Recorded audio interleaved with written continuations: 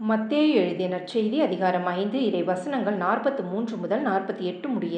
உனக்கு அடுத்திருப்பவரிடம் அன்பு கூர்வாயாக, பகைவரிடம் வெறுப்பு கொள்வாயாக என கூறியிருப்பதை கேட்டிருக்கிறீர்கள்.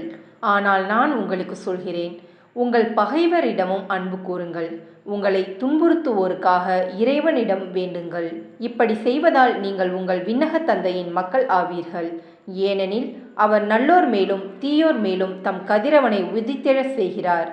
நேர்மையுள்ளோர் மேலும் நேர்மையற்றோர் மேலும் மழை பெய்ய செய்கிறார். உங்களிடத்தில் அன்பு செலுத்துவோரிடமே நீங்கள் அன்பு செலுத்துவீர்களானால் உங்களுக்கு என்ன கைமாறு கிடைக்கும்? வரி தண்டுவோரும் இவ்வாறு செய்வதில்லையா?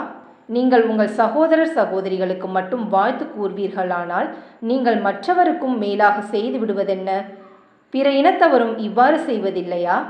ஆதலால் உங்கள் விண்ணக தந்தை நிறைவுள்ளவராய் இருப்பது போல நீங்களும் நிறைவுள்ளவர்களாய் இருங்கள்.